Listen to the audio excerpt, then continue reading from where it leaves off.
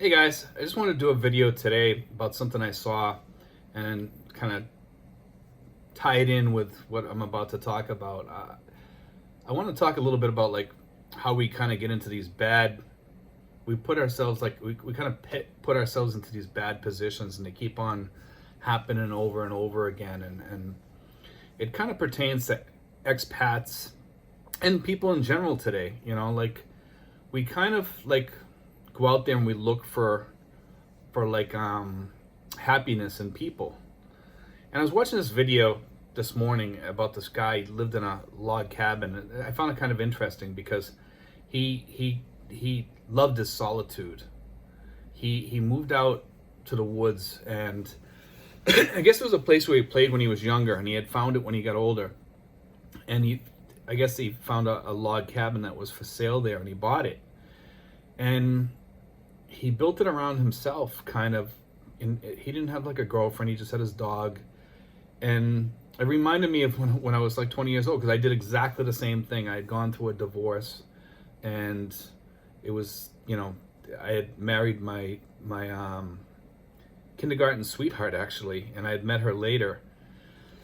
And what happened was I kind of found out that she had some, mental illness issues, and there were big issues, too big to deal with. So it wasn't working out. We ended up getting divorced. And afterwards, as most people know, when you go through something like that, sometimes we tend to like jump right out there and think we find a rebound girl or something. And what happens is it fails again.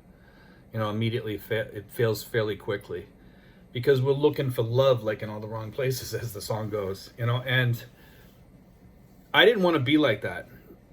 I didn't want to fall into that category of having a rebound marriage or a rebound girl. I wanted to have some time to kind of regroup, like you say in the military. And what I did was I bought this log cabin up in Berlin, New Hampshire, and I moved up there for about a year. And I had a job working at a company in Bedford, Massachusetts, and I used to go back and forth because I worked 12-hour schedules there. So it was kind of, I could live at my dad's house, stay at my dad's house, and then go back and forth. It was a 3-day, 4-day job. So you had 3 days on, 4 days off, 4 days on, 3 days off. And it worked out really, really good, because most of the time I was up at the cabin. I had either 3 days one week or 4 days the next at the cabin. So it always worked out good. And because I was, about 3.5 hours north of my job, 3.5 to 4 hours north. And it was a long trip. So I had to stay at my dad's. So basically when I got off my 12-hour shift, I just went home and slept. I'd watch a little TV and sleep, take a shower, get up, go back to work again, and it worked out really good. But I mean, during that year, I did manage to take some time off, a few months here and there. And it was the best year I had in my life, I think, because when I look back to that year, I got to do a lot of stuff. My dad come up to visit me. We cut down some Christmas trees, because we grew Christmas trees on that property. I had 23 acres of land, and it was beautiful. I could take the Christmas trees back to Massachusetts and sell them down there fairly quick. And I remember those days as just being like the best days of my life.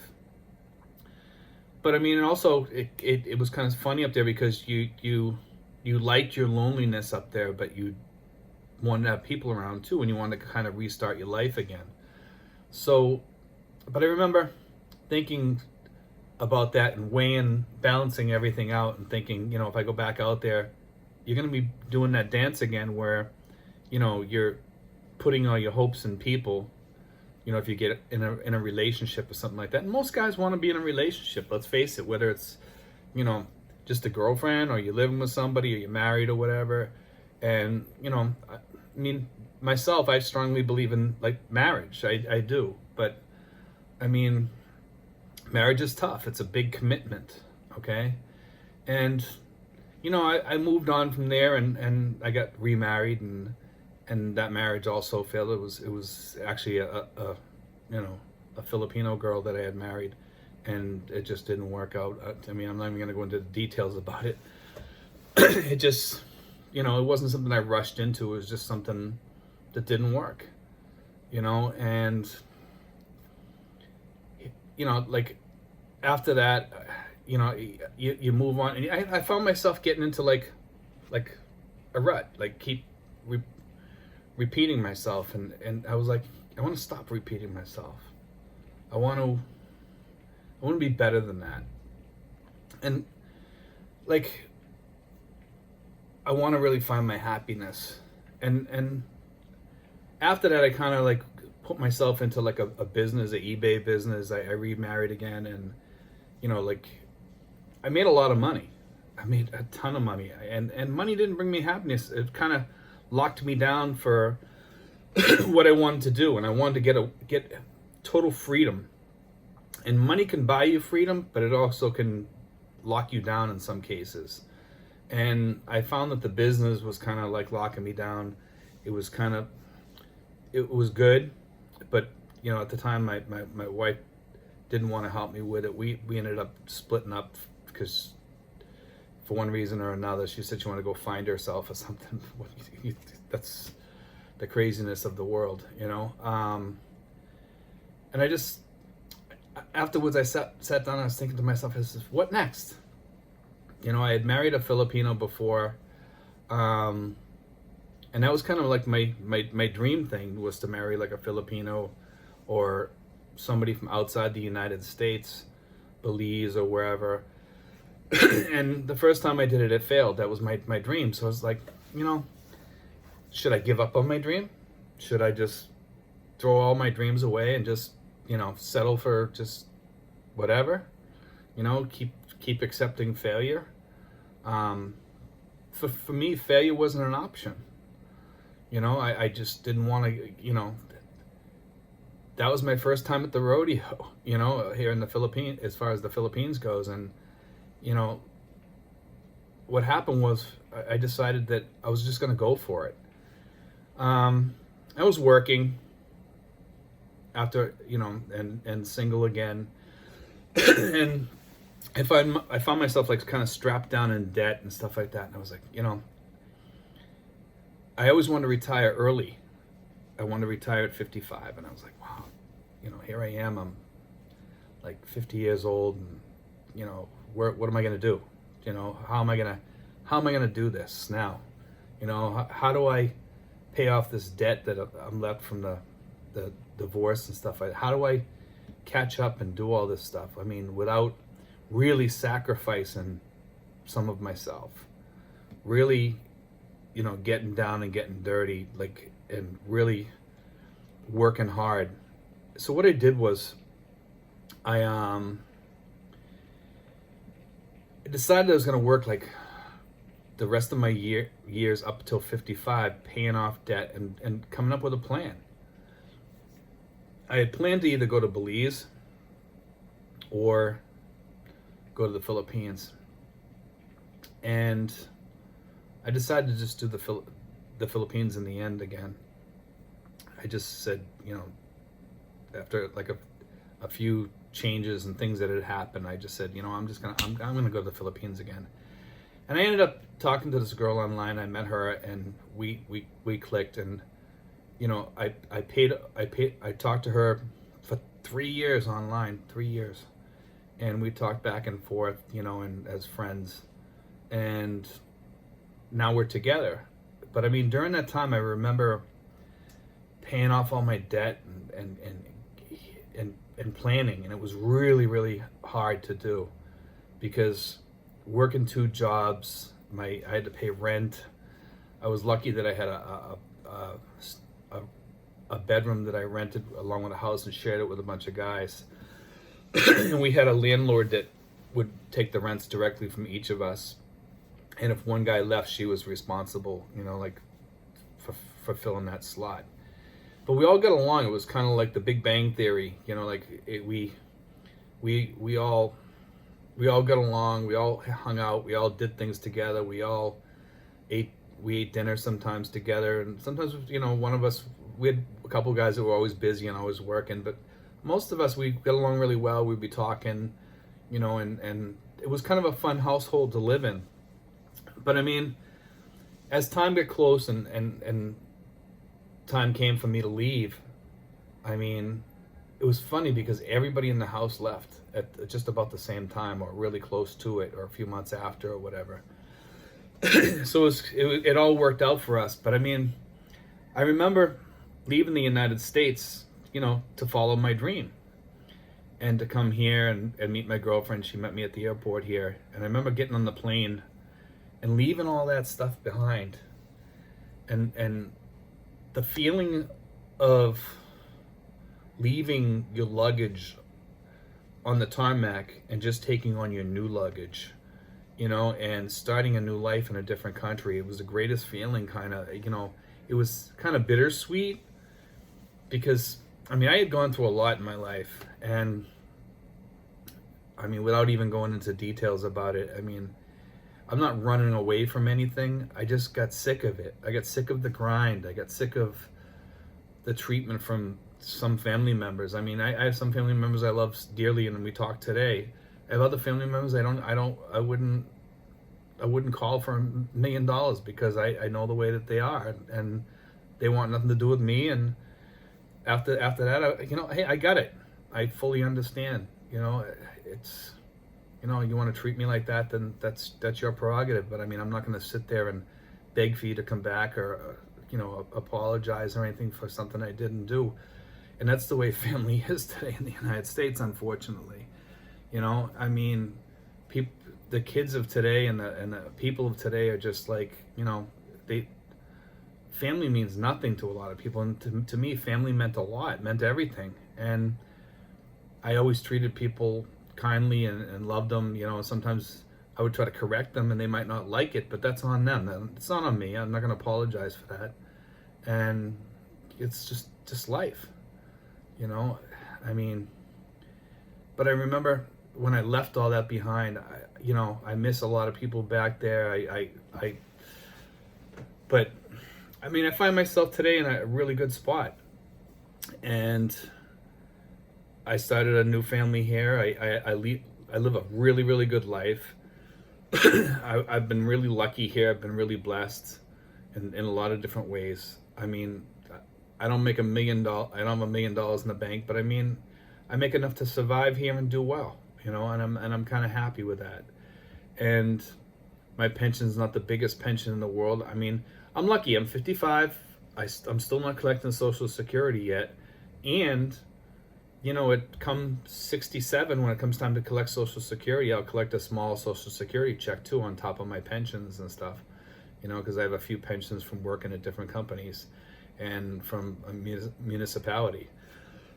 So I'm lucky in that respect. But you don't have to be rich to be happy, and I've learned a lot of lessons in my life. And one thing I wanted to say to some of the expats out there is this: a lot of expats that have come over here tend to run away from something. They run away from their family, maybe a criminal past that they've had. From some of the guys I've spoke with have mentioned that, but most of the times it's family. Like their family has given up on them. Maybe they were a mess back home or something like that, and they tried to move past that, but their family wouldn't let them move past that. Or maybe they were just like the loner in the family, and they just finally just said, you know what, I'm done with this. I'm done with nobody contacting me and nobody wanting to pay attention. When I want to do something with somebody. Because I put a lot of effort into my family, and for everything that I put into my family, I never got much back. I never got, like, I won't say that with my sister. My sister and I are really close, but like, when you put a lot of effort into your family and you get nothing back, there's a problem there. There's a connection not being made, and when you see that, it's usually time to move on, because family is not only blood, it's also friendships and stuff like that. And I find that some of my friendships that I've made with people, I'm closer with those friends than I am with blood relatives, I mean, I have friends that call me up every day or talk to me every day. I have friends that I've reconnected with from my past over here, and I'm lucky to have those friendships, and I hope those friendships go on for the rest of my life. I mean, sometimes people move on, sometimes they don't. But I mean, I'm thankful for those connections in a lot of ways. I mean, I got one friend of mine back in the States. He travels a lot. He gets lonely on the road. He calls me, and I kind of like that relationship because he calls me. I get to talk to somebody back in the States because sometimes like other family members, they're busy, they don't want to talk or whatever, and it's good to have a relationship with somebody that you can link up with and and just talk about whatever. Sometimes he vents, sometimes I vent, whatever, or whatever. And then I have friends over here. I have a couple of friends over here that I talk to pretty often, and we talk about different subjects. And I have lots of Filipino friends over here too. But I mean,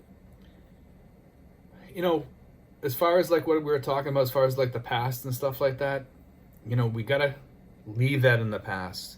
We gotta get out of that thing where we keep getting into that same rut again, and find our happiness and chase that dream. If you let go of that dream, you're done. You're done.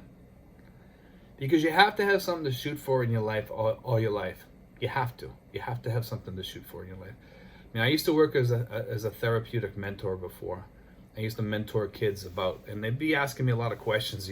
Kids like to ask a lot of questions, and they'd be asking me like, what do you want out of life, Steve? Like, what do you want to do? What do like, how come you like doing this job? And and I would tell them different things, reasons, but a lot of them, I'd try to give them advice because a lot of these kids were troubled kids, and I'd give them advice about being happy in life. I was telling them, I says, don't think of everything as money makes me happy. If you or people are gonna make me happy. I says, find your happiness in yourself, in here. Because if you think your mom's gonna make you happy, or your dad's gonna make you happy, or your sister, your brother's gonna make you happy, you're looking for the wrong place to find your happiness. Your happiness has to be in here. You have to find your own inner peace, your own inner happiness. And most people don't look inside themselves for that happiness. They look someplace else. Sometimes you got to be thrown to the ground to find your happiness. And I was thrown to the ground many, many times before. And each time I got back up and fought my way back up and didn't give up on any of my dreams or anything, and just kept moving on. You have to keep on moving on, and not to say that I won't be kicked down again. Maybe I will, maybe I won't. Maybe this is my last rodeo. Who knows? But I mean, I'm hoping that this is my happiness here. In the Philippines. Now I expect sometimes to have a few things happen and have to get back up again.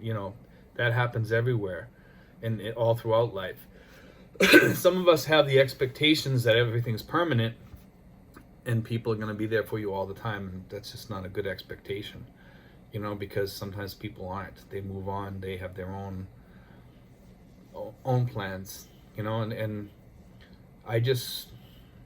I don't put faith in people that much as much as I used to. I hope that things don't change, but who knows? You know what I mean? Sometimes even you change, so and then think you need to change the scenery or something like that or whatever, and that happens too with some people, and it's okay. It's okay, it's okay. You sometimes people need that, and don't fear change, guys. Don't fear change, but don't give up on things either. Don't give up on your dreams. And a lot of the expats that come over here, and this goes for people, just people in general. But most of the expats that come here, they come here running from something, or they come here looking for happiness with a girl, or girls in some cases. I'm talking about people that are mostly looking for relationships here, not the people, that they're just bachelors, forever bachelors. What I'm talking about, people that are coming here to look for a relationship. If you're coming here looking for a relationship, you can find a good, decent woman here, but don't just jump with anyone, and look in the right places, guys. When you come here, because there's so many good women here, you know, and if that's your thing that you're looking here to become happy, don't just fall in love with the first person you meet over here. Make sure you find the right person. And I'm gonna do a video about that at some point in the future. But anyway, guys, I just want to say, you know, I watched a little video today by that guy, and it kind of, you know, made me want to do a video about it, you know, about changes in people's lives and where they bring you, and sometimes people needing that special place. And the Philippines is my special place now. You know, it's kind of like my new log cabin, my new peaceful place. And I live in a really nice place. And I mean, I have problems here with barking dogs and, you know, and roosters and stuff like that. I'm not going to lie to you, you know, it's not perfect here, but I like it here. I'm happy here. I'm okay. You know, I work around that stuff. And, you know, I mean, there's places in the Philippines that are very peaceful and stuff like that I could go to, but I have peace here, you know, and I hope you guys find your peace someplace in the Philippines, you know, and no matter who you are, I hope you find peace, especially now with the holidays here. You know, it's just, people need their peace.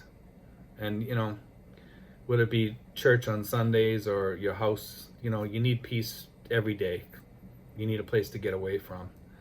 And, you know, you need good family too. And don't give up on that, guys. Don't ever give up on finding peace. But don't look to everybody to find your peace. Find it in here. Okay? All right, guys. Be sure to press subscribe. You can leave any comments below or whatever, and be sure to press like, guys. I hope you enjoyed the video. I just want to get that out of me, and I just kind of want to share that with people today. But anyway, guys, talk to you soon.